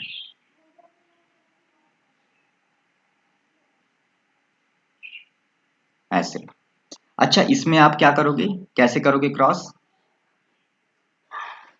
ये कैपिटल टी है तो कैपिटल टी इधर लिख दिया और स्मॉल टी इधर लिख दिया, और ये जो दूसरा वाला सेल्फिंग कराया था उसका कैपिटल टी स्मॉल टी इधर लिख दिया। समझ में आ गई बात ना? ठीक है, बहुत आसान है। अब आप क्रॉस करा दो, capital T capital T, capital T small T, capital T small T, small T small T. आ गया ना? तो यहाँ पर आप देखो कि जो पहला वाला है, पहला वाला वो क्या है? पहला वाला है प्योर टॉल, शुद्ध लंबा, प्योर। दोनों देखो, दोनों जो है ना, दोनों जो है सेम लेटर है इसलिए प्योर बोलते हैं, तो प्योर टॉल। ये दूसरा वाला ये भी टॉल है, ठीक है ना? कैपिटल टी आया ना इसलिए ये भी टॉल है, लेकिन ये प्योर नहीं है, इसको आप बोलोगे हाइब्रिड। क्या बोलोगे? हाइब्रिड, क्योंकि इसके दोनों लेटर एक बराबर नहीं, तो इसलिए इसको आप हाइब्रिड टॉल बोलोगे। तीसरा वाला भी क्या है? Hybrid tall, hybrid tall. और चौथा वाला क्या है? Pure dwarf, pure dwarf. है कि नहीं? एक शुद्ध लंबा, एक संकर लंबा, और एक और संकर लंबा, और एक शुद्ध पौना। अच्छा, ये क्या बनी? ये आपकी बनी F2 जनरेशन। ये आपने F2 जनरेशन बनाया, ठीक है ना? यहाँ पर ये क्या किया था जी? सेल्फिंग की थी। सेल्फिंग, स्वपरागण किया था। क्या किया था? स्वपरागण। हमेशा जब F2 पीढ़ी बनाते हैं तो F1 पीढ़ी का स्वपरागण कराते हैं, उसी को सेल्फिंग कहते हैं, स्वपरागण। वही मैंने यहाँ कराया, इसीलिए कैपिटल टी स्मॉल टी को एक बार और लिख दिया। अच्छा, यहाँ पर देखो, यहाँ पर फिनोटाइप अनुपात क्या आएगा? मोनो हाइब्रिड क्रॉस पढ़ा रहा हूँ, एक संकर संकरण, याद रखना, एक संकर संकरण पढ़ रहे हो। फिनोटिपिक रेशियो या फिनोटाइप रेशियो जो आएगा, फिनोटाइप की समझ रहे हो ना? फिनोटाइप क्या होता है पहले बता दिया था। फिनोटाइप रेशियो जो आएगा वो ये आएगा कि 3 लंबे आपको दिखाई देंगे और एक क्या दिखाई देगा? बॉन्ड। तो फिनोटाइप रेशियो जो आएगा वो हमेशा क्या आएगा? यहाँ पर मोनो हाइब्रिड क्रॉस में, F2 जनरेशन में हमेशा रेशियो F2 जनरेशन में देखते हैं, F1 में नहीं देखा जाता। F2 जनरेशन में 3:1, ठीक है ना? और जो जीनोटाइप रेशियो होगा, जीनोटाइप रेशियो, तो उसमें आप देखो तो कैपिटल टी, एक एक तो कैपिटल टी है, एक ही है वो, एक ही, एक एक आपका जो जीनोटाइप है वो क्या है? कैपिटल टी है, दो कैपिटल टी स्मॉल टी वाले हैं और एक स्मॉल टी वाला है, यानी जीनोटाइप जो रेशियो आएगा वो 1:1:2:1 ये आएगा। और फिनोटाइप रेशियो क्या आएगा? फिनोटाइप रेशियो आएगा 1:2:1, 1:2:1। समझ में आ रही है बात ना? चलिए, तो ये आपको अच्छे से याद रखना है जो मैंने आपको बताया, ये चीज याद रहेगी। चलिए, इसको आप लोग अच्छे से याद रखिएगा कि मोनो हाइब्रिड क्रॉस में फिनोटाइप और जीनोटाइप रेशियो कैसे आया। ये जो बनाया है डिब्बा, इसको क्या बोलते हैं? इसको बोलते हैं चेकर बोर्ड। Checker board. क्या बोलते हैं, चेकर बोर्ड कहते हैं। इसको क्या बोलेंगे बेटा, चेकर बोर्ड बोलेंगे। समझ में आ गई बात ना। मोनो हाइब्रिड क्रॉस समझ में आया। मोनो हाइब्रिड क्रॉस में केवल हम क्या करते हैं, हम एक जोड़ी कंट्रास्टिंग ट्रेट लेते हैं। मतलब ये देखो, इधर देखो, इधर ये एक जोड़ी कंट्रास्टिंग ट्रेट है, विपरीत। एक कैपिटल टी एक तरफ है, तो एक तरफ क्या है, स्मॉल टी स्मॉल। और हमेशा ये पेरेंट हमेशा प्योर होते हैं, पेरेंट हमेशा प्योर होते हैं। तो कैपिटल टी प्योर है, स्मॉल टी भी प्योर है ना। तो एक जोड़ी हम जब क्या करते हैं, लक्षणों को लेकर उनके बीच में क्या कराते हैं, क्रॉस कराते हैं, तो उसी को आप एक संकर संकरण कहते हो। ठीक है ना। तो आपने क्या किया, क्रॉस कराया, पेरेंट लिए, पेरेंट लेने के बाद आपने गैमीट निकाला, गैमीट निकाल के आपने F1 जनरेशन बना दी। ये F1 जनरेशन बन गई। F1 जनरेशन का स्वपरागण कराया, उसी से फिर से सेल्फिंग करा दी, और उसके बाद आपका क्या बन गया, F2 जनरेशन बन गया। जो F2 जनरेशन आपका बना वो आप यहाँ देख रहे हो। यहाँ पर प्योर टाल एक आया, एक प्योर टाल आया, ठीक है ना, और एक प्योर डार्फ आया, एक प्योर टाल एक प्योर डार्फ आया, ठीक है ना। शुद्ध एक लंबा आया, एक शुद्ध बौना आया, दो तो इस तरह के हो गए। और प्लस आपने क्या देखा, आपने देखा कि दो ऐसे आए जो हाइब्रिड टाल थे, यानी संकर थे, ठीक है ना, हाइब्रिड टाल भी आए थे, ये वाले दिख रहे हैं ना, ये देखिए, ये दो आए थे। तो इसीलिए जो जीनोटाइप अनुपात आया वो 1:2:1 आया। लेकिन जब फिनोटाइप अनुपात देखे तो भाई तीन टाल है तीन, और एक क्या है, ड्वार्फ है, ठीक है ना। आप खेत में देखोगे तो आपको तो लंबे ही दिखाई देंगे, आपको ये थोड़ी ना पता चलेगा देखने से कि वो शुद्ध वाले लंबे वाले हैं कि हाइब्रिड लंबे वाले हैं। ये तो जब आप उनका जीनोटाइप जीन देखोगे तब आपको पता चलेगा। तो समझ में आ गई बात ना। तो ये आपने क्या किया, F2 जनरेशन बना लिया। कौन सी जनरेशन, F2 जनरेशन बना लिया। आपको समझ में आ रहा होगा सब, ठीक है ना। तो ये आपकी F1 जनरेशन हो गई, ये आपकी F2 जनरेशन हो गई, ये आपके पेरेंट्स हो गए, ये गैमीट हो गया। सब मैंने आप लोग को दिखाया है, देखो सब कुछ, ठीक है ना। सब समझ में आ रहा होगा तो बहुत अच्छे से सब समझ में आ जाएगा, ठीक है ना। और यहाँ पर मैंने क्या कर दिया, यहाँ पर मैंने कर दिया स्वपरागण। तो ये मैंने क्या कर दिया, स्वपरागण यानी सेल्फिंग कर दिया। हमेशा F2 जनरेशन बनाने के लिए स्वपरागण करना पड़ेगा। रेशियो क्या आया देख ही लिए हो, रेशियो याद करो, रेशियो याद करो, एग्जाम में ऐसे लिखना, ऐसे बना देना, ठीक है ना, या जहां पे भी काम आएगा तुम्हारे। चलो, मोनो हाइब्रिड क्रॉस के बाद अगला क्रॉस जो हम पढ़ेंगे दैट इज द्विसंकर संकरण, very very important, dihybrid cross. अब यहां से बहुत ध्यान से देखना है।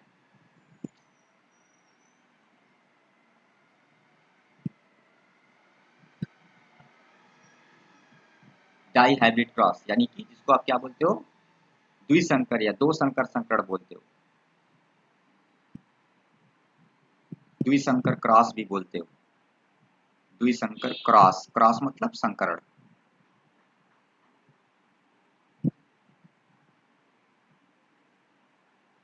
चलो, इसमें क्या करते हैं, इसमें हम क्या करेंगे, वहां वन पेयर था, वहां पर जो कंट्रास्टिंग ट्रेड था वो एक जोड़ी था, अब की बार क्या करेंगे, दो जोड़ी ले लेंगे। डाई है ना, तो two pair of contrasting trait, ये याद कर लेंगे ना। मतलब इसको समझें, याद करने की जरूरत होगी तो याद भी कर लीजिए।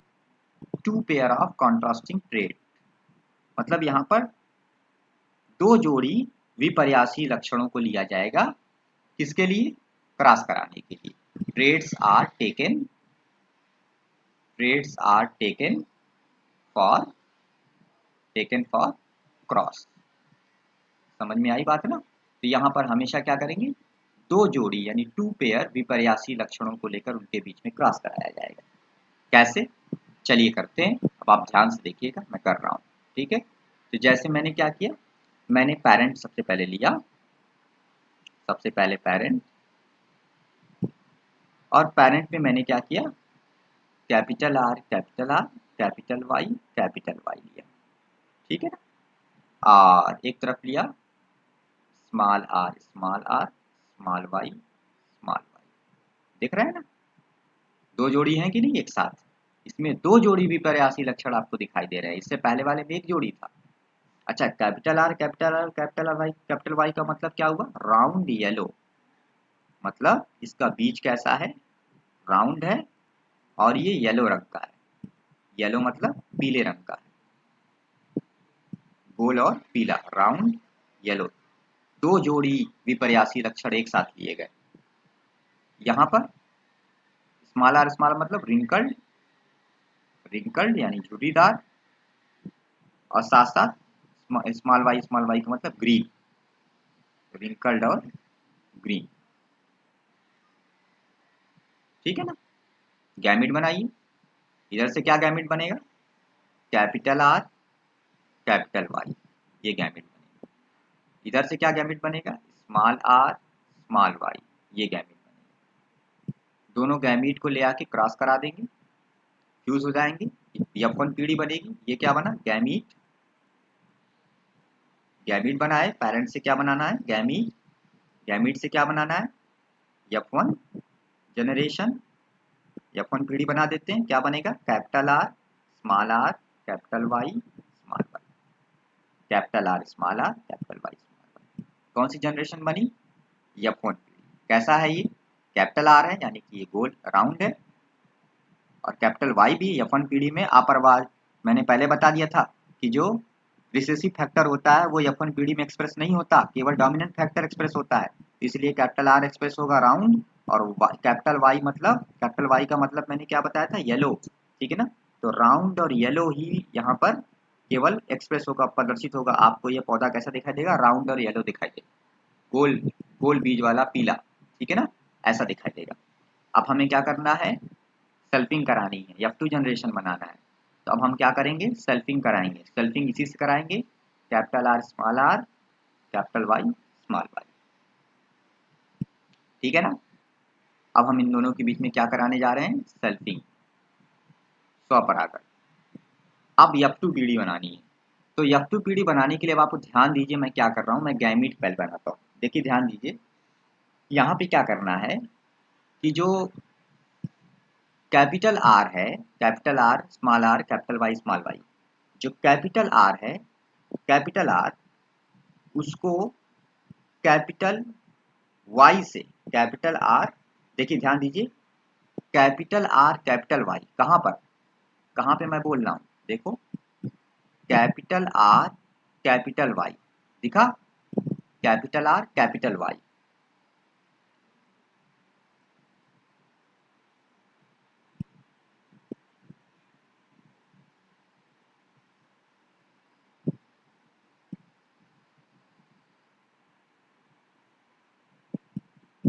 उसके बाद फिर देखो,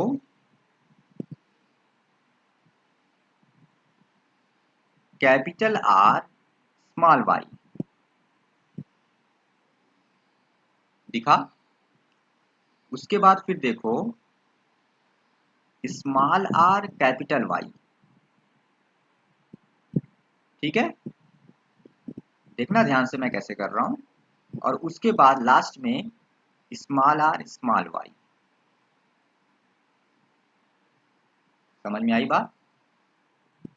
इसी तरीके से सेम यही चीज एक बार दोबारा इधर, capital R capital Y, capital R Y, small are capital Y, small are small Y. समझ रहे हैं। अब आपने क्या करना है, इस तरह से गैमीट बना लेने। ये मैंने क्या बनाया, गैमीट बना लिया। अब मुझे चेकर बोर्ड बनाना है, तो चेकर बोर्ड बनाते हैं यहाँ से। ठीक है ना, ये देखिए, ये मैंने बना लिया चेकर बोर्ड। चलिए, बन गया। अब इसमें क्या करना है आपको, खाने पहले बना लेने हैं।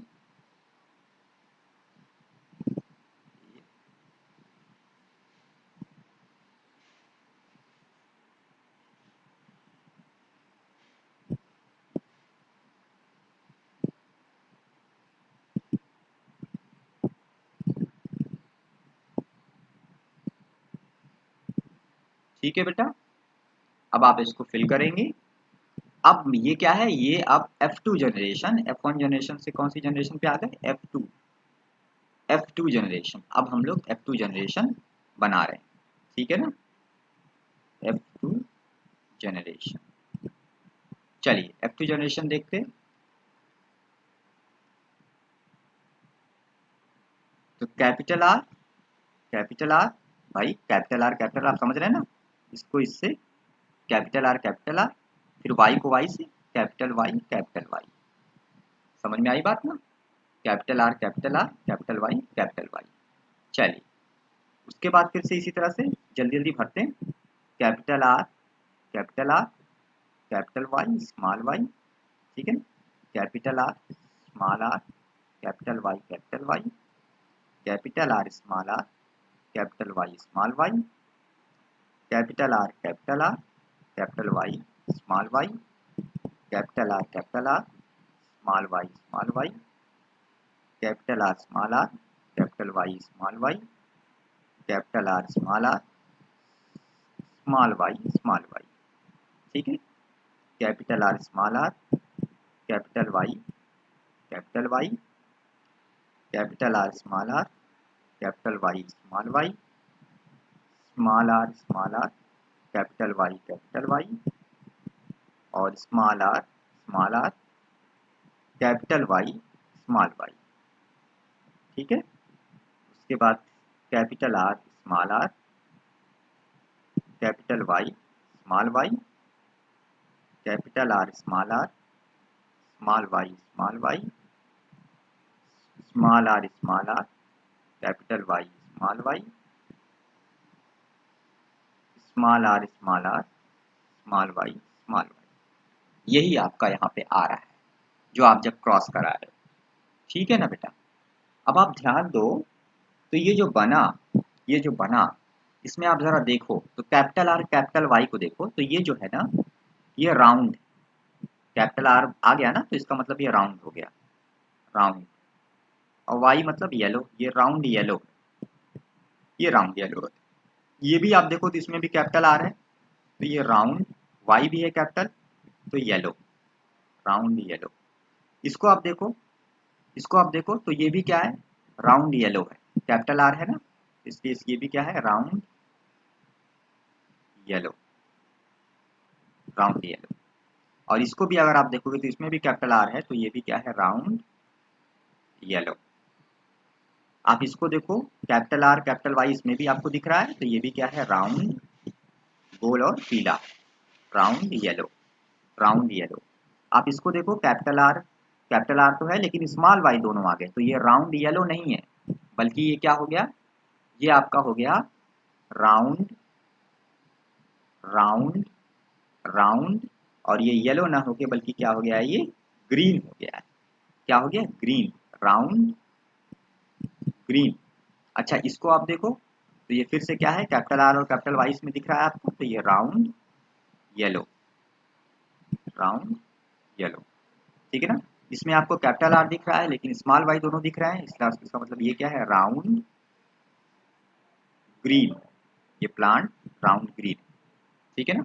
उसके बाद वापस से आप तीसरे में आओ तो इसमें कैपिटल आर दिख रहा है और कैपिटल वाई भी दिख रहा है तो इसका मतलब राउंड और येलो। इसको देखो, कैपिटल आर और कैपिटल वाई दोनों इसमें भी दिख रहे हैं तो इसलिए इसमें भी राउंड हो जाएगा और कैपिटल वाई भी है तो इसलिए इसको आप येलो कर दोगे। इसमें स्मॉल आर आ गया। स्मॉल आर का मतलब ये हुआ कि ये जो आपका है ये कैसा है, ये आपका कैपिटल आर यानी राउंड नहीं है बल्कि ये क्या है, रिंकल्ड है, ये रिंकल्ड कंडीशन शो कर रहा है, रिंकल्ड कंडीशन, ठीक है ना? तो ये क्या हो गया, रिंकल्ड, और कैपिटल वाई यानी येलो, तो रिंकल्ड येलो, रिंकल्ड येलो, ठीक है ना? इसको भी आप देखो तो ये क्या है, इसमें भी कैपिटल वाई है, स्मॉल आर है तो इसका मतलब ये भी क्या है, रिंकल्ड, रिंकल्ड येलो, समझ रहे हैं? अच्छा कैपिटल आर, कैपिटल वाई फिर से आ गया तो इसका मतलब ये क्या हो गया, राउंड येलो,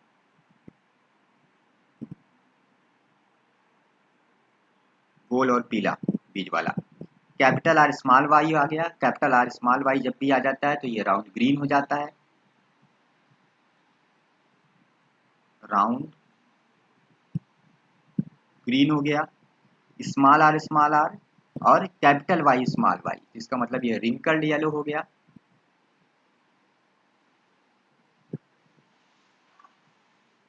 रिंकल्ड झुर्रीदार येलो यानी पीला, रिंकल्ड येलो हो गया। और लास्ट में ये रिंकल्ड ग्रीन हो गया, तो एक और आपका कलर क्या आ गया, रिंकल्ड रिंकल्ड ग्रीन।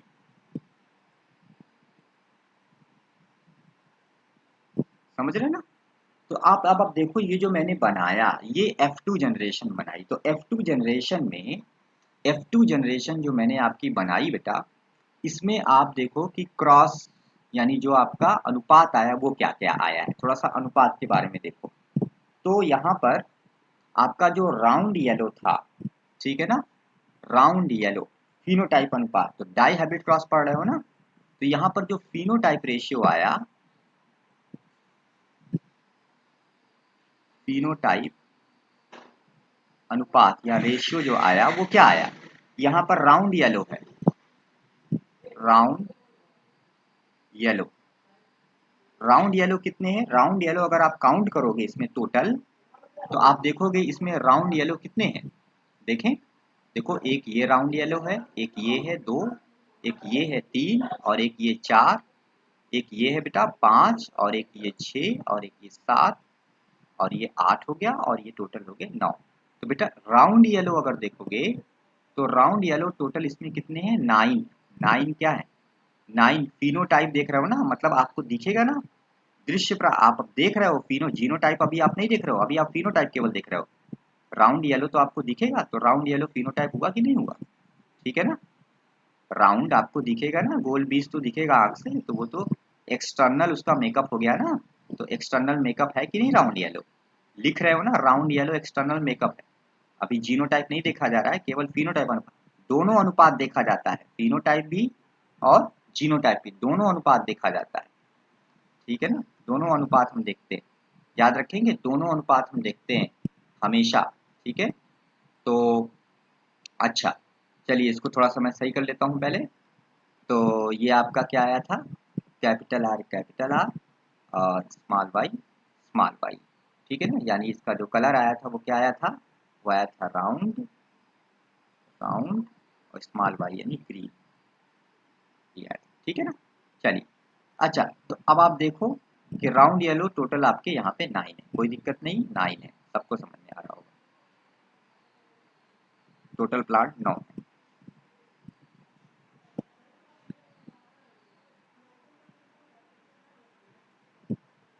तो ये मैंने यहाँ पे लिख दिया 9। अब इसमें राउंड ग्रीन देख लिया जाए, तो बेटा राउंड ग्रीन टोटल तो आपके कितने हैं, केवल राउंड ग्रीन आपके इसमें केवल कितने हैं, 3, केवल 3 है ना। एक ये आपका राउंड ग्रीन हो गया, एक ये हो गया आपका राउंड ग्रीन, और एक यहाँ पर। तो कुल मिला के अगर आप देखो तो 16 में से 9 जो है वो राउंड ग्रीन आए, राउंड ग्रीन कैरेक्टर वाले आए। 3 जो आए वो कैसे आए, 3 जो आए वो आपके, 3 जो आए वो आपके राउंड राउंड येलो 9 आए, और 3 आपके कैसे आए, राउंड ग्रीन आए, ठीक है ना। अब राउंड ग्रीन के बाद अब आप देख लो इसमें रिंकल्ड येलो कितने आए हैं, रिंकल्ड येलो को भी आप देख लो, तो रिंकल्ड येलो भी टोटल कितने, 3 है। झुर्रीदार पीले रिंकल्ड येलो कितने हैं, 3 है, 3, ठीक है ना। आपको दिख रहा होगा रिंकल्ड येलो कहाँ कहाँ पर 3 है, एक आपका ये हो गया, एक आपका ये हो गया, और एक आपका बगल।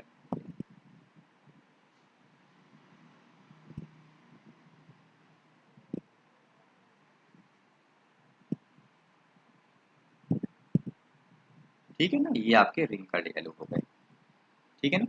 तो रिंकल्ड येलो टोटल कितने थे, 3 थे। अच्छा, एक आपका जो बचा that is wrinkled green, wrinkled green झुर्रीदार हरा, और ये कितना है, केवल और केवल एक। रिंकल्ड ग्रीन कितना, केवल और केवल एक है, या केवल एक है ना। तो रिंकल्ड ग्रीन आपका कितना है, एक आया केवल, ये वाला, ठीक है ना। चलिए, तो रिंकल्ड ग्रीन केवल एक आया, आपको दिख रहा होगा। चलिए, तो अब इस तरह से आपने क्या देखा, इस तरह से आपने देखा कि यहाँ पर जो टोटल आपके जो 16 पौधे थे, उन टोटल 16 पौधों में से आपको क्या दिखाई दे रहा है, आपको दिखाई दे रहा है कि 9 जो है वो राउंड येलो है, 3 जो है वो राउंड ग्रीन है, और 3 आपके रिंकल्ड येलो हैं, और एक क्या है, रिंकल्ड ग्रीन है। तो आपने टोटल जो फिनोटाइप रेशियो निकाला वो आपका निकला कितना, वो निकला 9:3:3:1, 9:3:3:1, 9:3:3:1, ये आपका फिनोटाइप रेशियो हो गया। यहाँ पर जो जीनोटाइप रेशियो निकलेगा, जीनोटाइप रेशियो वो आपका क्या निकलेगा, वो निकलेगा 1:2:2:1:1:2:1:1, मतलब 1:2:4:4:1:1:2:1, ठीक है ना, 122, 412, 121। ये क्या निकलेगा जी, ये निकलेगा जीनोटाइप अनुपात। ये वाला समझ में आया। जीनोटाइप अनुपात कैसे ये निकला, आप अगर ध्यान दोगे तो capital R capital R capital Y केवल एक ही है इसमें, देखिए आप ध्यान दो, इसमें कैपिटल आर कैपिटल वाई केवल एक ही है, ठीक है ना, तो वो आपका ये 1 हो गया। और capital R capital Y small y, दूसरा वाला जो आप यहाँ पे देख रहे हो, ठीक है ना, वो आप देखोगे तो इसमें टोटल वो 2 है, आपको 2 ये दिखाई देंगे, इन 16 में 2 ऐसे हैं जो capital R capital Y small y genotype वाले हैं, दिख रहे हैं आपको ना, एक पहली लाइन में आपको दिख रहा है दूसरा वाला, और एक दूसरी लाइन में पहला वाला है, समझ में आ गई बात ना, तो वो 2 हो गए। उसके बाद देखो capital R small are capital Y, पहली लाइन का तीसरा वाला बता रहा हूँ, capital R small are capital Y, इसमें का अगर आप देखोगे तो ये भी आपको इसमें जो है कितने दिखाई देंगे, 2 दिखाई देंगे, केवल 2 दिखाई देंगे, आपको दिख रहे हैं, आप अगर ध्यान से देखेंगे तो आपको दिखाई देगा ये केवल 2 है, ठीक है ना, capital R small are small are capital Y, ठीक है ना, ठीक है, आपको दिख रहा है। तीसरी लाइन में पहला वाला, तीसरी लाइन में पहला वाला है, और एक पहली लाइन में तीसरा वाला है, पहली लाइन में तीसरा वाला और तीसरी लाइन में पहला वाला, हो गए कि नहीं एक जैसे, तो वो 2 हो गए, तो वो 1:2:2 हो गया। फिर आप अगला वाला देखो, पहली लाइन का चौथा देखो, लास्ट वाला समझ रहे हो ना, ये वाला, ये देखो capital R small are capital Y small, इसमें कि तुमको 4 दिखाई देंगे, 4 दिख रहे हैं कि नहीं, गिनो, एक ये है, एक आपका देखो यहाँ पर दूसरी लाइन में दूसरा वाला, दूसरी लाइन में आप देखो तो दूसरी लाइन में आपको जो तीसरा वाला है वो देखो, दूसरी लाइन में तीसरा वाला देखो, ठीक है ना, दूसरी लाइन में तीसरा वाला, फिर तीसरी लाइन में देखो दूसरा वाला, तीसरी लाइन में जो दूसरा वाला है वो भी उसी में का है कि नहीं, और चौथी लाइन में भी पहला वाला देखो वो भी उसी में का है कि नहीं, है कि नहीं, तो आप ध्यान दे रहे हैं, समझ में आ रही बात आपको, तो ये टोटल 4 हो गए, कहाँ कहाँ है जी, ये है, ये है, ये है, और ये है कि नहीं, ये चारों क्या है, ये चारों ये वाले हो गए, सेम है कि नहीं है, ठीक है ना, तो आपको समझ में आ रहा है, तो ये आपको पता होना चाहिए हम क्या बता रहे हैं, ठीक है। उसके बाद अगला आप देखो, तो अगला जो आपका आएगा that is capital R small y, इसमें का केवल एक ही है और कोई नहीं है, एक ही है केवल, कैपिटल आर स्मॉल, एक ही है, ठीक है ना, इसलिए हमने इसको एक कर दिया, यहाँ पे एक लिख दिया, ठीक है ना, यहाँ एक लिख दिया। तो इस तरह से अगर आप इसमें देखोगे तो टोटल आपका जो रेशियो बनेगा वो आपका बेटा क्या बनेगा, वो आपका बनेगा 122, ठीक है, 1:2:4:1:1:2:1, ये आपका यहाँ पे जीनोटाइप। तो मेरे कहने का मतलब याद रखिए बच्चों कि फिनोटाइप रेशियो डायहेब्रिड क्रॉस में होता है 9:3:3:1, और जीनोटाइप रेशियो जो डायहेब्रिड क्रॉस में होता है वो होता है 122, 412, 121, याद हो जाएगा ना आप लोगों को। और इससे पहले ये डाई हाइब्रिड क्रॉस है, इससे पहले मैंने आपको मोनो हाइब्रिड क्रॉस पढ़ाया था, उसमें जो आपका रेशियो मिला था, फिनोटाइप रेशियो जो मिला था वो आपका मिला था 3:1, और जो जीनोटाइप मिला था वो मिला था 1:2:1, ठीक है। तो मैंने आज आप लोगों को टर्मिनोलॉजी में पढ़ाई कई सारी बातें, मैंने आज आपका जब लेक्चर स्टार्ट किया था तो सबसे पहले मैंने आपको होमोजाइगस और हेटेरोजाइगस समझाया था, फिर मैंने आपको जीनोटाइप और फिनोटाइप भी बताया अच्छे से, फिर मैंने उस पर 1-2 क्वेश्चन भी आपको दिए, उसके बाद मैंने आपको और अच्छे से कैरेक्टर्स और ट्रेड्स को, मेंडल ने जो कैरेक्टर और ट्रेड्स लिए थे उनको मैंने दिखाया, मैंने बताया कि मेंडल के 7 कैरेक्टर केवल 4 क्रोमोसोम पे पाए जाते हैं, कौन कौन क्रोमोसोम था, क्रोमोसोम नंबर 1, 4, 5, 7 इतने पर केवल 7 कैरेक्टर पाए जाते थे। बाकी क्रोमोसोम नंबर 2, 3 और 6, 2, 3 और 6, 2, 3 और 6 पेयर ऑफ क्रोमोसोम जो था उस पर कोई कैरेक्टर नहीं पाया जाता है। कुल 4 जोड़ी गुणसूत्रों पर 7 जोड़ी कैरेक्टर पाए जाते हैं, ठीक है ना। उसके बाद मैंने आपको डोमिनेंट फैक्टर और रिसेसिव फैक्टर भी बताया क्या होता है। जो फैक्टर F1 पीढ़ी में प्रकट होता है उसको डोमिनेंट फैक्टर कहते हैं, और जो रिसेसिव फैक्टर वो फैक्टर होता है जो F1 पीढ़ी में नहीं प्रकट होता लेकिन F2 पीढ़ी में प्रकट हो जाता है, ठीक है ना। फिर मैंने आपको मोनोहाइब्रिड क्रॉस बताया, उसमें रेशियो मैंने आपको दिखाया क्या निकला। F2 जनरेशन में रेशियो देखा जाता है, F1 में नहीं देखा जाता। फिर मैंने डाई हाइब्रिड क्रॉस दिखाया, डाइब्रिड क्रॉस मैंने आपको अभी दिखाया यहाँ पर भी आपने देखा कि जो रेशियो निकला वो मोनो हाइब्रिड क्रॉस से अलग निकला, और वो क्या निकला, फिनोटाइप रेशियो निकला 9-3-3-1, और जीनोटाइप रेशियो निकला 1-2-2-4-1-2-1-2-1, ठीक है ना। तो ये आपको एक संकर और द्विसंकर संकरण मैंने आपको पढ़ा दिए। कल के लेक्चर में मैं आपको इसके आगे का पोर्शन पढ़ाऊंगा, और कल के लेक्चर में नेक्स्ट लेक्चर में हम लोग ट्राई हाइब्रिड क्रॉस पढ़ेंगे, 3 संकर संकरण पढ़ेंगे, ठीक है ना। तो आज के लेक्चर के लिए फिलहाल इतना ही, अगले लेक्चर में हम लोग अब फिर